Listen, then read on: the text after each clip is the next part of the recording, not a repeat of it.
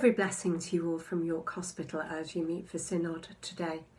My name is Louise Grosberg and I'm a presbyter who has been working at York Hospital now for the past 3 years.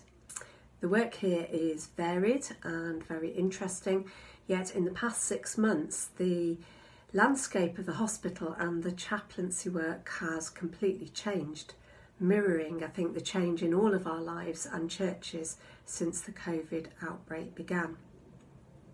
Recently, I heard a challenge to find moments of beauty amongst the tragedy and the trauma. Perhaps that's a challenge for all of us. It is true that over the past 6 months, as we look back, there were really beautiful moments that took you by surprise. And other times when you had to really hunt for beauty amidst the rubble of grief, and I believe some staff and relatives and some patients are still searching after all these months. In March and April, I think we were almost prevented from seeing beauty in the hospital as it changed so much to cope with the crisis.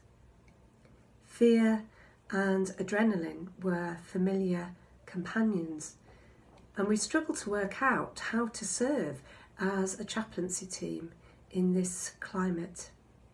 It felt like so many doors were shut, masks and gowns were donned, and prayer had to be executed in all this kit from 2 meters away.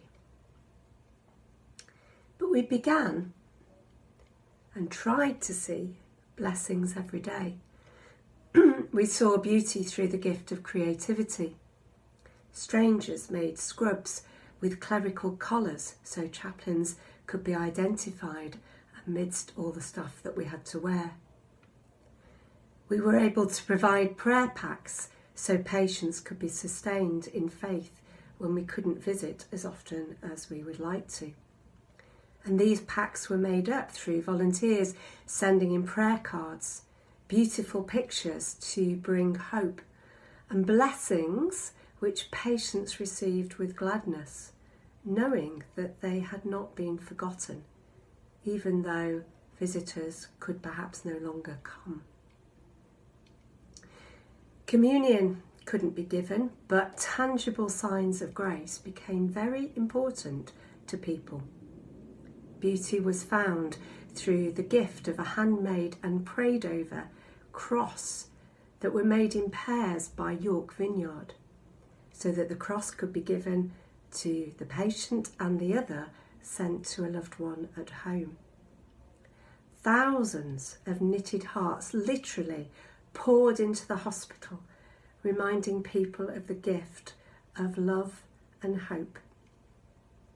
Battery-operated tea lights were given, which people lit during their prayer time or at night when they were anxious, reminding them of Christ, the bringer of light and hope.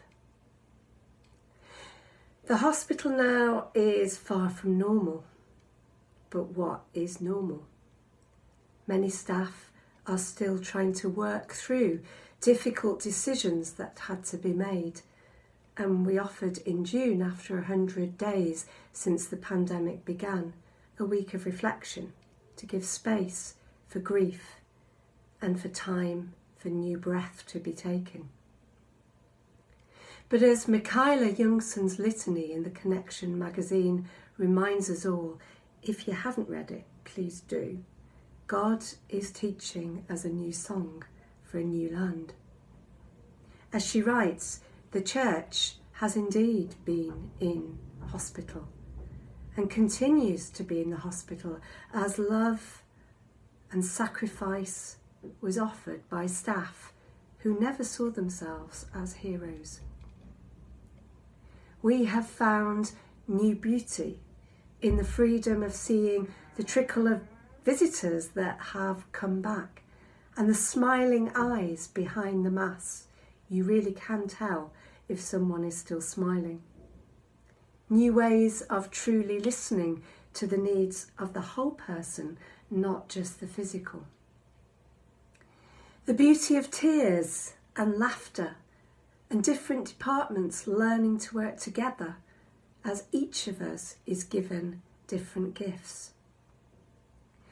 We may not be able to sing yet, but if you look beyond the Mass and the endless signs that keep us all apart, there is beauty and love and a deep realisation that God indeed is teaching us a new song for a new land.